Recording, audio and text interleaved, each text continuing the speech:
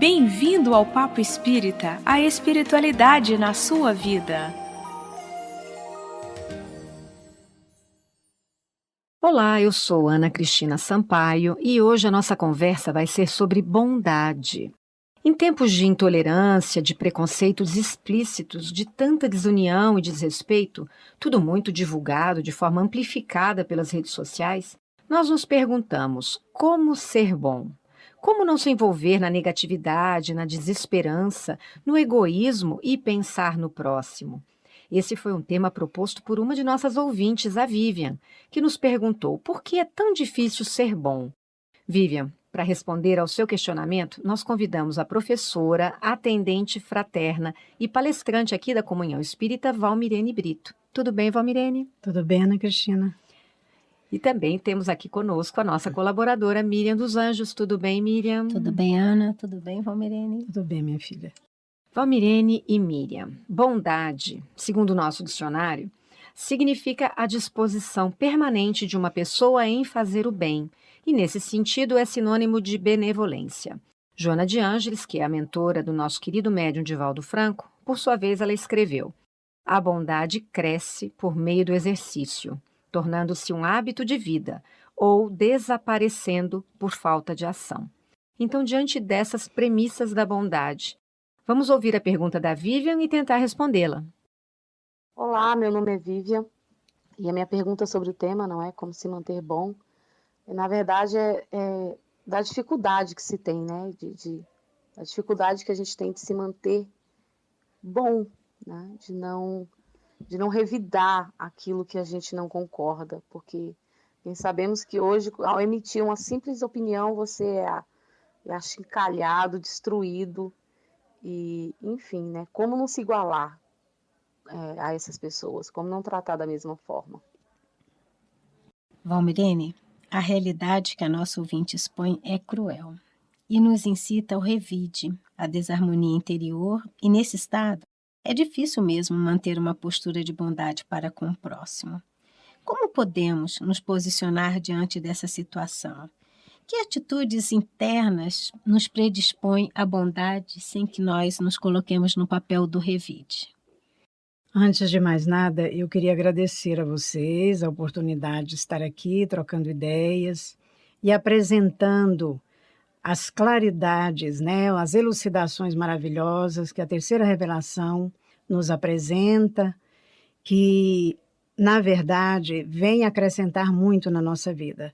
Vem nos tirar do letargo, do pesadelo, do sono pesado e nos fazer enfrentar os desafios da vida com mais coragem e com mais amor no coração. A bondade é uma das potências da alma. Potencialmente, todos nós somos bons, porque afinal de contas nós somos filhos de Deus. E quais os atributos da divindade? Bondade, justiça, sabedoria e amor. E, com certeza, nós herdamos esses atributos. Só que existem aqueles que já desenvolveram a bondade em sua alma. Por quê? Porque são espíritos mais velhos, em termos de idade espiritual, mais experientes, já erraram muito e aprenderam com os próprios erros.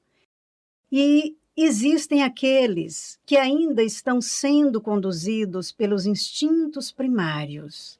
São espíritos mais jovens, mais imaturos, que não adquiriram uma experiência tal que tenha conseguido abrir os seus olhos, fazê-los ver de forma diferente a realidade que os cerca. Agora, o que acontece? A pergunta, nós vamos ver aqui uma pergunta do Livro dos Espíritos, é a pergunta 932 do Livro dos Espíritos. Vai nos esclarecer muito sobre esse assunto. Porque neste mundo os maus exercem geralmente maior influência sobre os bons. Então os espíritos responderam: pela fraqueza dos bons. Os maus são intrigantes e audaciosos. Os bons são tímidos. Estes, quando quiserem, assumirão a preponderância. Então, O que os espíritos estão nos explicando? Que aqueles que já desenvolveram a bondade em sua alma são tímidos. Muitas vezes eles recuam, muitas vezes até têm medo de cometer os mesmos erros de um passado que não está, vamos dizer assim, muito inconsciente, muito guardado no solo da memória. Às vezes é um passado que volta e meia surge no consciente através das velhas tendências. De outras vezes, eles têm medo de ser achincalhados, de ser criticados, de ser censurados, agredidos, e eles recuam. Então, os bons, os que já desenvolveram a bondade em sua alma, muitas vezes têm esses dois tipos de atitudes. Ou recuam, ou às vezes até mesmo indignados com a realidade que vem, inconformados, revoltados, fogem para os vícios, o cultivo de vícios, passam a usar drogas, usar o álcool, achando que daquela forma estão anestesiando a própria consciência, né? Então, o que os espíritos aqui nos dizem? Pela fraqueza dos bons. Isso significa que nós não devemos avançar pela lei da força bruta, ou seja, vamos usar a força e provar para eles que nós somos os melhores, que nós estamos com a verdade e sair vitoriosos. Não é por aí, não é esse o caminho. A questão é que quando nós avançamos, nós nos deixamos contaminar, nos deixamos contagiar por eles. Por quê? Porque os fatores internos, que são as inclinações menos felizes, que nós não trabalhamos ainda, vêm à tona e faz com que nós nos voltemos contra eles, desejando revidar, ficando magoados, né? Muitas vezes acreditando que as pessoas não nos compreendem, que esse mundo é um mundo muito difícil, que nada que dá certo. Então, nós começamos a asilar na mente pensamentos altamente negativistas, que nos fazem recuar na tarefa que nós precisamos realizar de provar que o bem sempre vence o mal. Mas só que nós precisamos usar armas diferentes, não as armas que nós usávamos no passado, que era o revide, a vingança, o ataque, né, a agressão, a violência, nada disso. Esse modelo de conduta, para nós, está superado. Ele não funciona mais. Não nos faz bem, porque quando algo funciona na nossa vida, nos proporciona um bem-estar indizível. Mas se nós reagirmos, né, da mesma forma que eles agem, então nós vamos nos sentir muito mal. Por quê? Porque a bondade já existe em nós. Porque a nossa consciência já despertou para a necessidade de sermos bons, de fazermos o bem. Então, nós jamais iríamos nos sentir equilibrados e em consonância com essa bondade que é intrínseca em nossa alma, agindo dessa forma. Então, nós precisamos entender que esse modelo de conduta, ele não deve mais nos guiar nos dias de hoje. E tem uma história que eu acho assim, muito interessante, que está no livro Boa Nova, no capítulo Fidelidade a Deus. Quando André, aliás, um dos discípulos de Jesus, se aproxima dele e diz assim: mestre, como ser fiel a Deus quando nós não estamos bem? Eu estou muito doente, me sinto cansado, não me vejo em condições de realizar nenhum trabalho, de fazer nenhuma coisa em favor do bem na terra. E o que Jesus responde a André? Ele diz assim: meu filho, é muito fácil provarmos fidelidade a Deus nos dias róseos, quando tudo está muito calmo, está muito tranquilo. Mas só provamos verdadeiramente fidelidade a Deus, bondade de alma, quando tudo parece contrariar e perecer. Aí diz assim: André, se os teus olhos se fecharem para a luz da terra, serve a Deus com a tua palavra. Mas se você ficar mudo, serve a Deus com os teus ouvidos, com tuas mãos, os teus pés. Mas se porventura tudo isso te faltar, Continua servindo a Deus com a tua paciência e a tua coragem. Então, é muito fácil sermos bons quando existem muitas pessoas boas ao nosso lado, quando tudo nos é favorável. Então, qualquer um é bom, porque se deixa contagiar pela bondade que o envolve. Mas nós só vamos provar verdadeiramente a bondade em nossa alma quando o ambiente for adverso, quando as circunstâncias não nos forem favoráveis. Nessa hora, nós seremos testados nas nossas conquistas, nos valores que nós já desenvolvemos na alma. E é nesse instante que nós vamos nos conhecer melhor, que nós vamos saber realmente, né, que faculdade eu já conquistei, que talento eu possuo na alma, o que existe em mim que precisa ainda de um burilamento, de um aprimoramento. Está faltando em mim um pouco mais de paciência, um pouco mais de compreensão, de capacidade de perdoar. Então, eu preciso trabalhar isso em mim, porque a bondade não exclui as outras fraquezas da alma. Às vezes eu tenho a bondade, mas as velhas tendências do passado ainda me acompanham. Então, eu preciso lutar para sair vitoriosa nessa questão. E como é que eu vou lutar? Usando as armas que Jesus nos oferece. E tudo está no Evangelho de Jesus. Ele nos ensina a mansidão, né? A pacificidade, a compreensão, a tolerância, a capacidade de aceitar o outro no nível de progresso em que ele se encontra. Ele ainda é uma criança espiritual. Ele não sabe o que ele faz, o que ele fala. Então, essa compreensão precisa existir em nós, para que o amor verdadeiramente brote em nossa alma e passe a iluminar o nosso espírito, nos proporcionando momentos de regozijo, momentos de alegria, momentos de triunfo espiritual. Valmirene, então, ser bom é um exercício constante, né? É um grande avanço para o espírito quando ele consegue compreender, né? Porque primeiro você também tem que passar pela compreensão disso tudo. Exato. E estamos num momento, segundo você disse, em que ainda temos muitas lembranças, resquícios, né, das nossas atitudes do passado. Por isso ainda enfrentamos essas tendências no momento, né? E eu queria que você explicasse para nós, porque a doutrina espírita ela tem como lema: o sem caridade não há salvação. Caridade e bondade são a mesma coisa? Olha, existe uma correlação muito grande entre esses dois termos, né?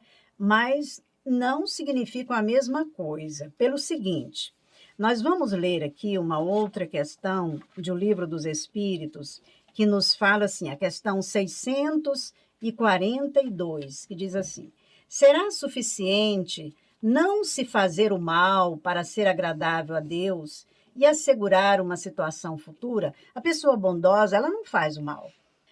Aí respondem: não, é preciso fazer o bem no limite das próprias forças, pois cada um responderá por todo o mal que tiver ocorrido por causa do bem que deixou de fazer.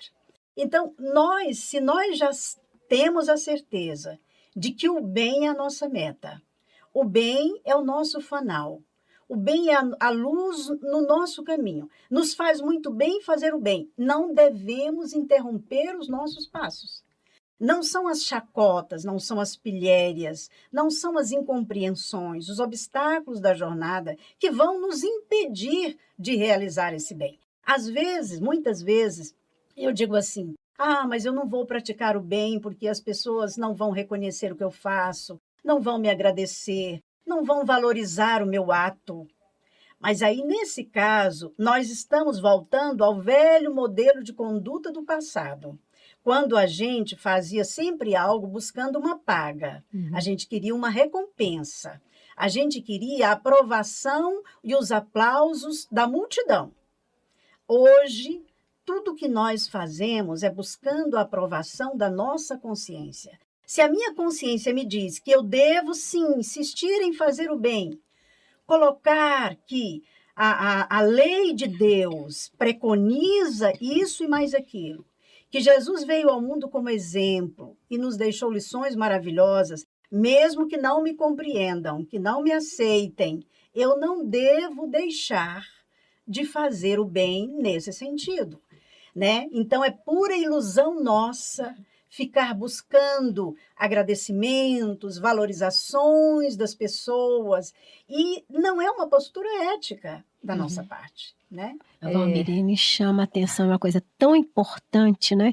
Que às vezes a gente está tão voltado para fora, na busca de aprovação. Eu acho que é essa grande dificuldade nossa enquanto seres humanos, né?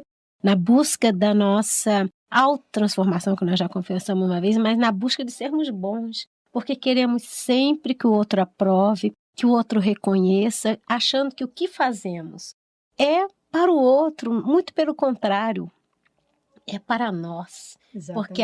Porque existem tarefas pessoais intransferíveis, que é o nosso aperfeiçoamento, a busca da bondade, não é? E o exemplo é muito importante, né? Então, quando a gente começa a vivenciar a bondade, nós acabamos sendo espelhos no sentido do incentivo. Porque ser bom, Valmirene falou, ser bom é muito bom. E é um exercício diário, constante, e não é fácil, porque as recaídas, Sim. elas vão existir, né? Eu queria trazer aqui a parábola da figueira seca, que está no Evangelho. Eu vou ler para vocês. E ao outro dia, como saíssem de Betânia, teve fome. E tendo visto ao longe uma figueira, foi lá a ver se acharia nela alguma coisa. E quando chegou, nada nela encontrou senão folhas, porque não era tempo de figos. E falando lhe disse: Nunca jamais coma alguém frutos de ti para sempre. E no outro dia, pela manhã, ao passarem pela figueira, viram que ela estava seca até as raízes. Então, lembrando, Pedro disse para Jesus: Olha, mestre, como secou a figueira que tu amaldiçoaste.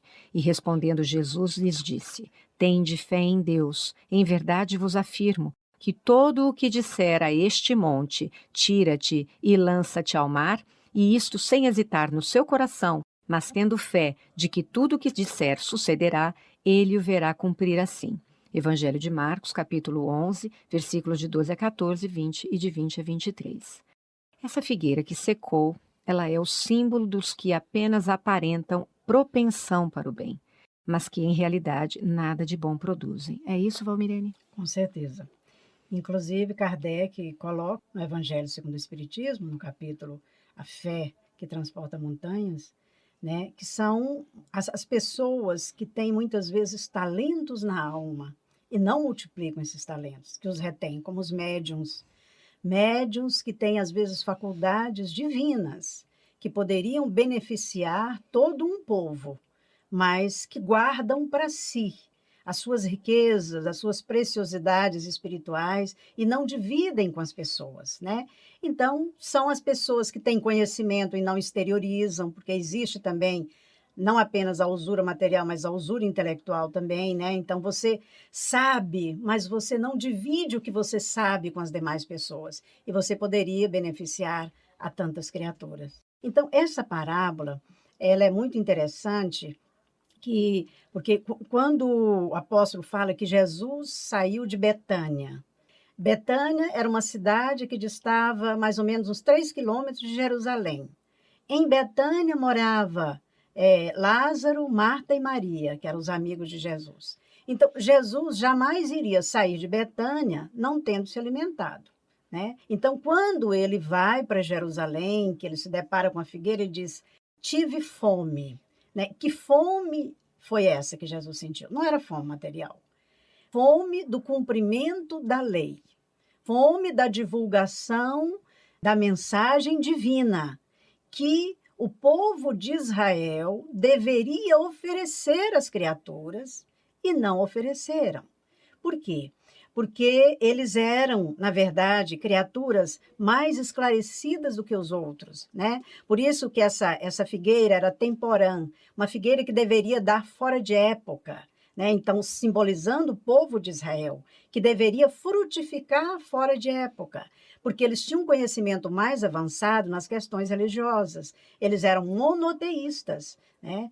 E o mundo precisava dessa divulgação do Deus único, mas eles se fecharam neles próprios, né? Então eles foram exclusivistas, muito orgulhosos, vaidosos, achando que era a raça, era o povo escolhido, né? Então eles não dividiram com os outros o que eles já sabiam. Então Jesus, quando ele diz que tinha fome, também ele simbolizava a fome espiritual que as criaturas sentiam, porque não foram beneficiadas com aquele conhecimento que o povo de Israel poderia ter passado, né? Então eles falharam, né? Nesse sentido eles falharam, tá? Então esse foi o sentido, né, da parábola da figueira seca. E simboliza também todas as criaturas que podem fazer alguma coisa para que o bem frutifique na terra e não fazem, por comodismo, por medo,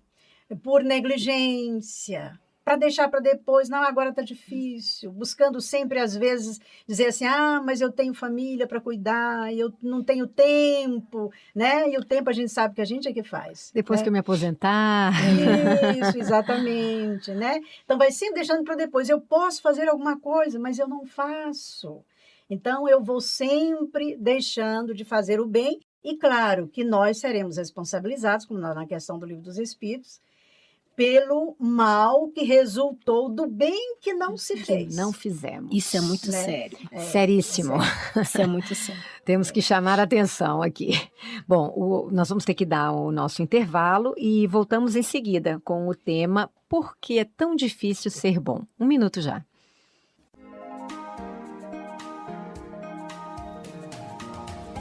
Nós estamos nas redes sociais. No Facebook você pode acessar facebook.com/Comunhão Espírita. No Twitter, twitter.com/Comunhão Oficial. Estamos também no YouTube. Acesse youtube.com/Comunhão Espírita de Brasília. E siga o nosso Instagram, @Comunhão Espírita.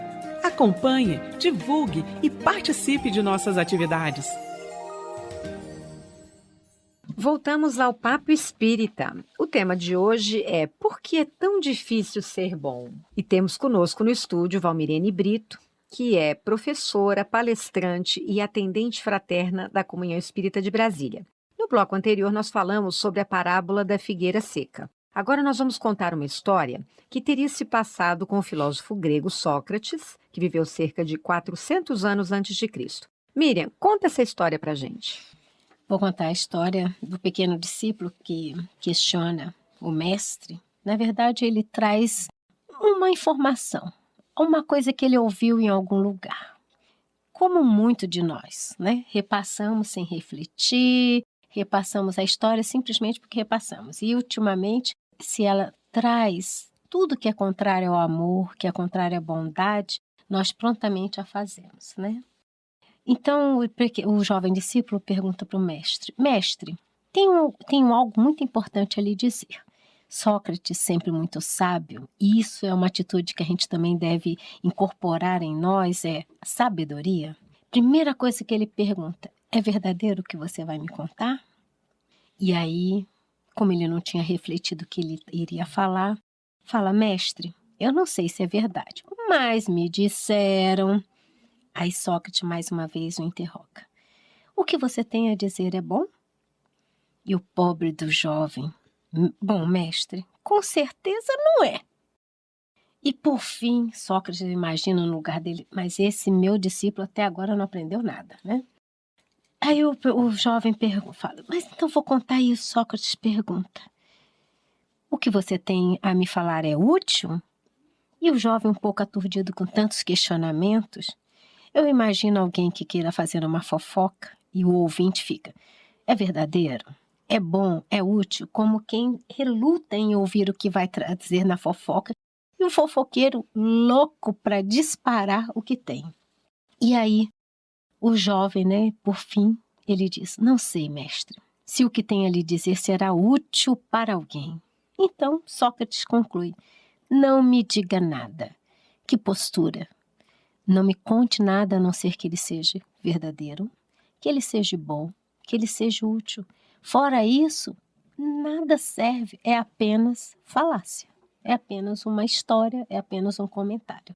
Esses comentários a gente tem que estar muito atento, porque não só verbalizamos, mas ultimamente com a tecnologia, quantas vezes usamos o virtual porque não estamos de cara a cara para fazer comentários que não são verdadeiros, que não são bons e não são úteis para ninguém, né? Essa história ela é extremamente atual e propícia para o mundo em que nós vivemos.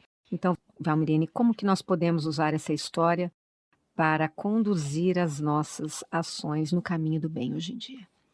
Olha, Ana Cristina e Miriam, se nós pudéssemos passar pelos 3 crivos, tudo aquilo que nos chega através da audição, da visão, né, da palavra, seja a palavra pensada, a palavra escrita, a palavra falada, se nós pudéssemos passar por esses 3 crivos, o crivo da verdade, da bondade, da utilidade, nós poderíamos evitar muitas tragédias, muita dor, muito sofrimento no mundo e até mesmo mortes. Porque a palavra é um recurso divino, é um elemento indutor de muita força, né? Então, nós podemos provocar tragédias nas vidas das pessoas, com notícias falsas. Que é o que está em né, voga que tá agora, as fake acontecendo. news. Exato. Exatamente. Com o pessimismo, o negativismo, né? Então, nós podemos fazer muito mal às pessoas e a nós próprios, principalmente. Porque tudo que a gente fizer contra o outro vai voltar, né, contra nós mesmos. Mas nós podemos fazer um bem imenso com as palavras. Podemos usar esse recurso divino para esclarecer, para orientar, apontar caminhos, consolar, tirar as criaturas de uma queda no precipício, né? Meu Deus, esse é um recurso maravilhoso que nós não estamos sabendo usar com proveito, principalmente com a facilidade agora dos recursos eletrônicos, né? Hoje nós temos o WhatsApp, nós temos as redes sociais, então as pessoas conversam o tempo inteiro. Aí nós precisamos perguntar que tipo de conversa nós estamos alimentando uns com os outros? Que tipo de ideias nós estamos passando para as pessoas? O que tem de bom nessas ideias, de proveitoso, de benéfico?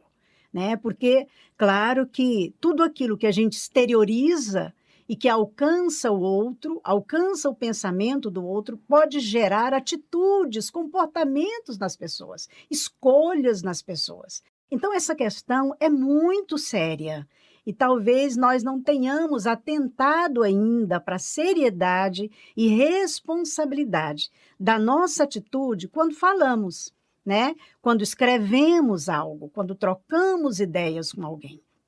A palavra construtiva, a gente sabe que ela pode estimular a produção de endorfina no nosso cérebro, que nos proporciona um bem-estar muito grande, que pode até proporcionar saúde, mas a palavra que não é boa vai fazer justamente o inverso, vai agredir o nosso sistema imune e pode nos provocar sérios prejuízos, não apenas no corpo orgânico, na mente e no espírito, né? Então, nós nos lembramos aqui, inclusive, de uma passagem que eu achei assim, bastante significativa, que está naquele livro Inteligência Emocional, não sei se vocês já Eu li, leram. mas nossa, eu li em 96, eu me lembro, quando ele... Daniel Goleman, né? sim. Então, ele, o psicólogo, né, PhD, então ele conta naquele livro, logo assim no início, que quando ele se doutorou em psicologia, numa tarde quente em Nova York, ele pegou um ônibus.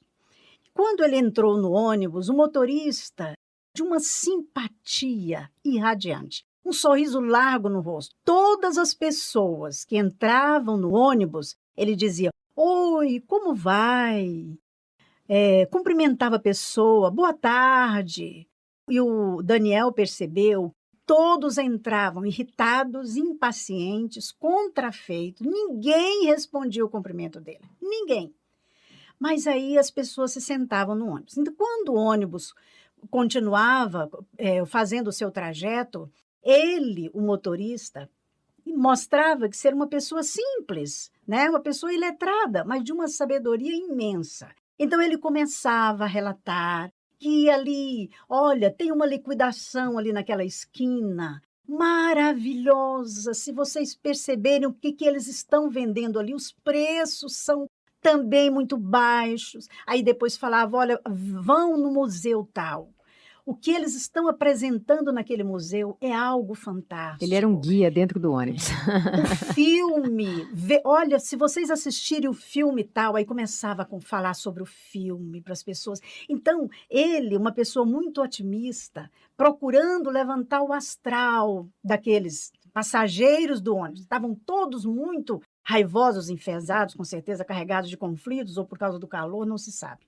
E ele disse que achou muito interessante porque quando as pessoas desciam do ônibus, já não tinham mais aquela feição fechada, né? Aquele olhar, aquela feição carrancuda, não, aquilo já havia desaparecido.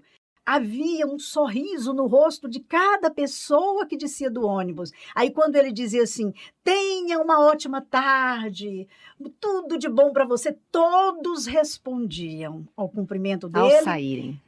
Ao saírem, porque já estavam descontraídos, já estavam se sentindo confortáveis. Então, ele percebeu como psicólogo que ele havia feito uma verdadeira terapia com todos eles, sem ter nenhum conhecimento acadêmico de psicologia, mas ele tinha na alma uma bondade imensa. Uma amorosidade, um amor né? imenso, uma vontade imensa de ajudar, de fazer alguma coisa pelas pessoas. Então, ele diz que isso marcou sobremaneira a vida dele. Foi no começo da carreira dele, né? Ele diz que guardou aquilo para o resto da vida, né?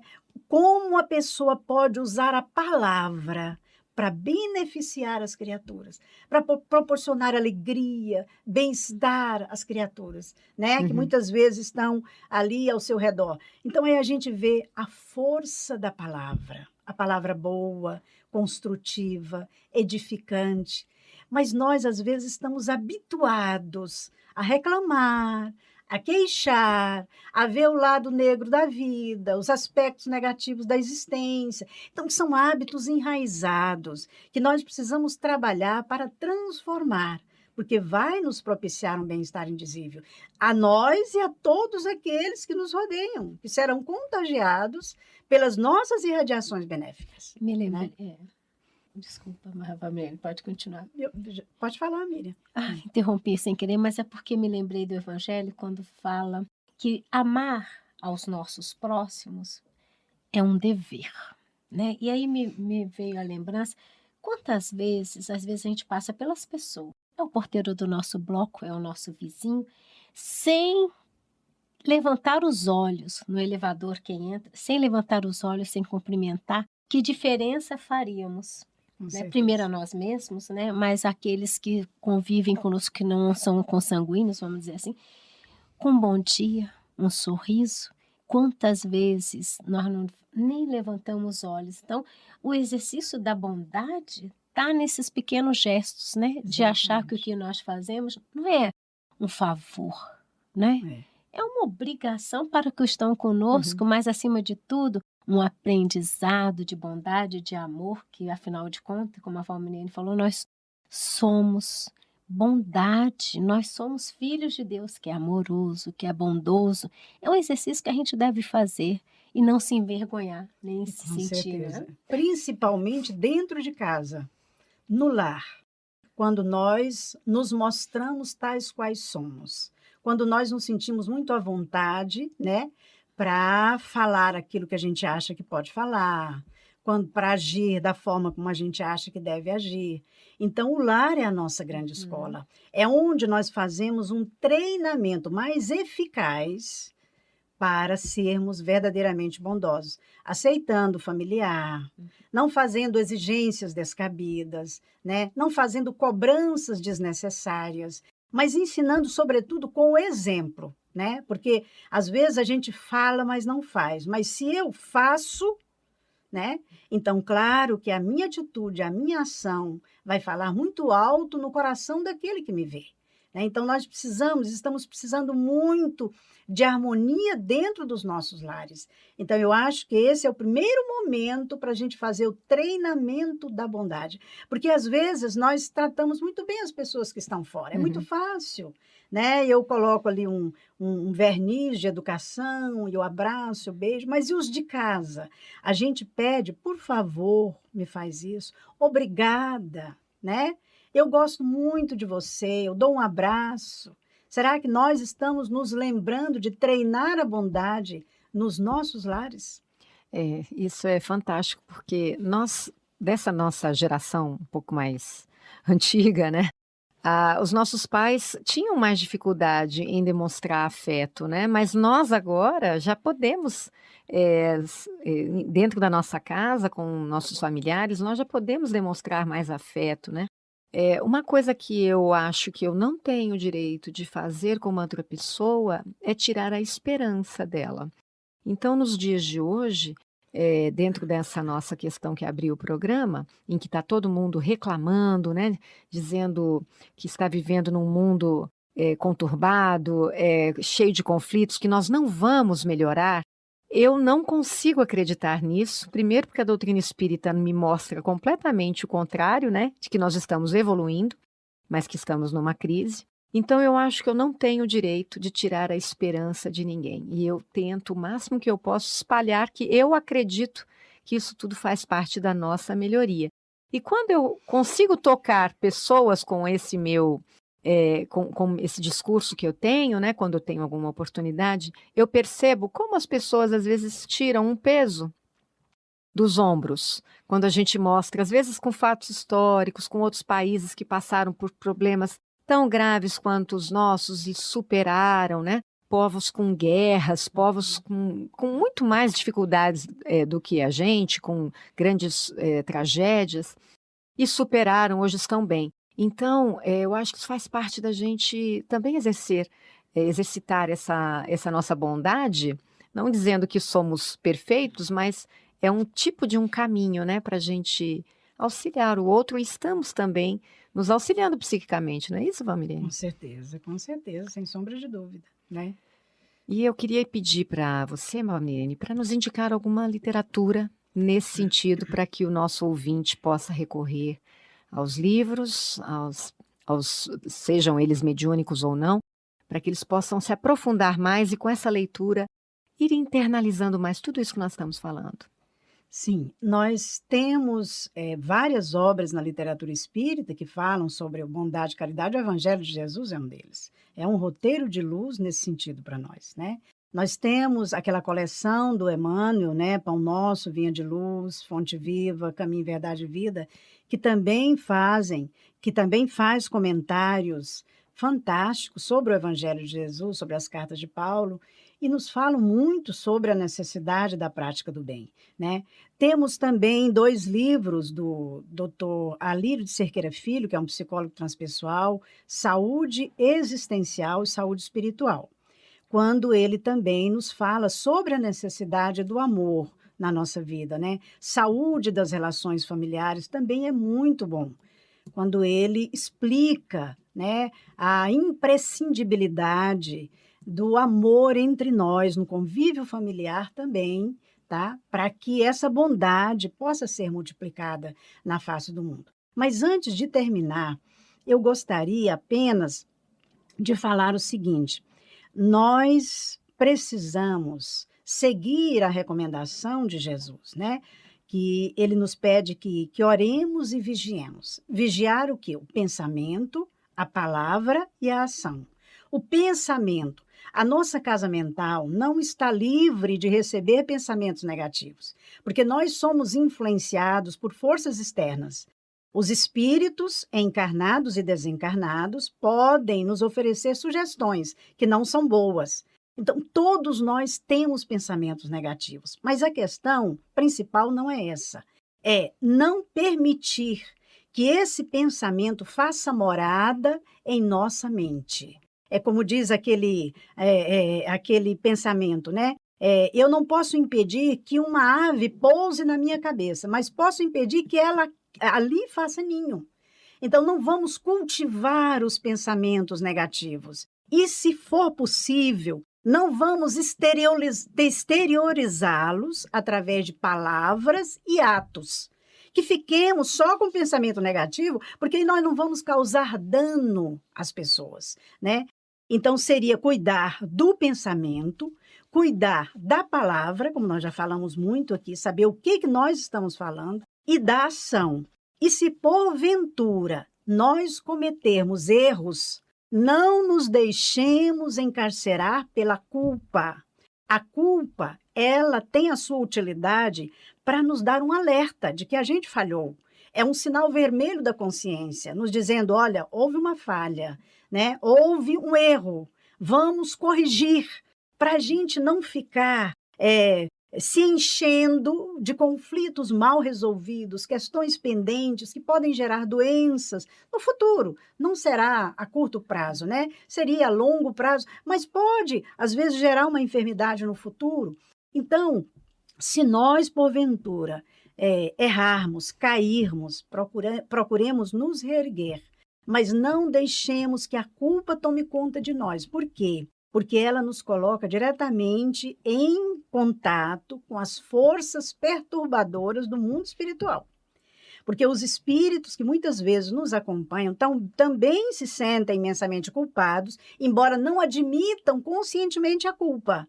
Mas eles guardam mágoas de nós e se sentem também culpados pelos erros pretéritos. Então, quando nós asilamos a culpa, nós entramos em sintonia com criaturas encarnadas e desencarnadas cheias de culpa, o que agrava sobremaneira o nosso problema, nos faz sofrer terrivelmente. Então, esse é o que o Evangelho chama de tormentos voluntários, quando a gente busca esse sofrimento para a nossa alma. Quando eu cometo uma falha, eu procuro usar um recurso, né, que eu própria, não sei se alguém me inspirou, se eu criei, eu me coloco de novo no mesmo cenário onde eu falhei. Às vezes eu tive uma conversa com uma pessoa e falei algo que eu não deveria ter falado. Aí eu me coloco naquele mesmo cenário, juntamente com aquela mesma pessoa, só que ali eu me vejo falando aquilo que eu gostaria de ter falado e eu não falei. Eu uso muito esse recurso. Você Então, visualiza, né? Visualizo, exatamente. Eu crio no meu campo mental esse cenário.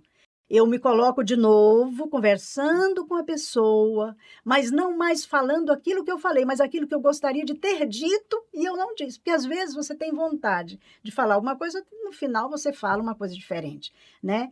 Como o próprio Paulo disse isso, né? Então, o mal que eu não quero, esse eu faço. O bem que eu quero, esse eu não faço. Então, isso é natural no ser humano. Todos nós erramos, todos nós falhamos. Isso é um processo natural na nossa evolução. O que nós devemos é tirar do erro a lição que ele pode nos oferecer. Quando eu consigo aprender com a minha falha, com o meu equívoco, com a minha queda, a culpa simplesmente desaparece. Ela vai embora, porque ela já cumpriu o seu papel, ela não tem mais o que fazer junto a nós, né? Então, vamos continuar realmente, né, esse nosso trabalho de tentar plantar o bem no coração das criaturas, através do pensamento, da palavra, da ação. Não vamos desistir diante dos obstáculos. Nós estamos sendo provados, testados, e esse momento é de grande importância. Porque se nós formos avante, mesmo com todos os obstáculos, nós estamos saindo vitoriosos, porque foi essa a lição mais bonita que Jesus nos deixou na Terra. Ele não se deteve diante dos obstáculos, ele não se deteve diante dos empecilhos, das incompreensões, não se deteve diante da maldade, não se deteve diante da crucificação. Ele continuou e continua a ser o nosso grande mestre, o amigo, o instrutor, o orientador de todos nós. Que ele possa ser realmente o nosso guia e o nosso modelo. Fantástica. Agradecemos a nossa ouvinte Vivian, que nos proporcionou com a sua dúvida uma aula tão maravilhosa como essa. O Papo Espírita vai ficando por aqui. Agradecemos, Valmirene, a sua participação. E também a Miriam dos Anjos, que está sempre conosco no estúdio. O Papo Espírita vai ao ar todas as terças-feiras pela Rádio Comunhão na internet e às quintas pelo canal da Comunhão no YouTube. Quer mandar uma mensagem para a gente? Escreva para o e-mail radio@comunhãoespírita.com. Mande suas ideias, suas sugestões, faça perguntas, comente. Estamos aqui para conversar sobre temas da espiritualidade. Valmiriane, nós convidamos você para proferir a nossa prece de encerramento. Obrigada a todos e até a próxima. Senhor Jesus, transforma-nos em instrumentos da paz onde estivermos, Senhor. Onde houver ódio, que possamos levar o amor. Onde houver ofensa, que levemos o perdão. Onde houver discórdia, que levemos a união.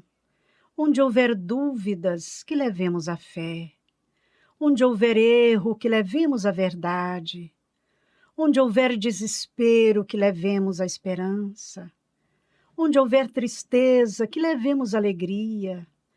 Onde houver trevas, que levemos a luz. Ó Mestre, fazei que possamos mais compreender que ser compreendidos, consolar que ser consolados, amar que ser amados, pois é dando que recebemos, é perdoando que seremos perdoados, e é morrendo para as coisas transitórias da vida física que viveremos por toda a eternidade. Obrigada, Jesus. Obrigada pela luz incessante do Teu Evangelho, que envolve as nossas almas. Obrigada pelas presenças espirituais que estão sempre ao nosso lado, por esses amigos invisíveis ao olhar humano, mas tão ligados ao nosso coração, que nos acompanham o tempo inteiro e torcem pela nossa vitória na terra.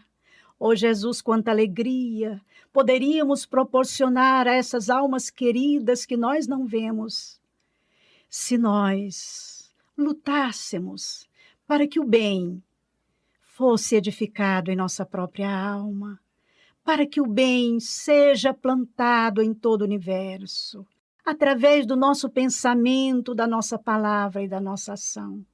Jesus, ajuda-nos, para que não desfaleçamos em meio do caminho. Ajuda-nos a continuar com esse desiderato maior, de divulgar a Tua mensagem, de não permitir que ela seja esquecida pelos corações humanos. Mas nós precisamos fazer isso, Senhor, recordando sempre de que todo trabalho contigo exige de nós o sacrifício e a renúncia aos nossos desejos, às nossas fraquezas, aos nossos interesses menos felizes. Auxilia-nos, Divino Amigo, envolve-nos com a Tua luz sublime, com o Teu amor sacrossanto, guia-nos pelos caminhos da nossa reabilitação, segura as nossas mãos que muitas vezes vacilam e ajuda-nos a persistir no caminho do bem. Obrigada, Senhor, muito obrigada. Você ouviu o programa Papo Espírita, a espiritualidade na sua vida.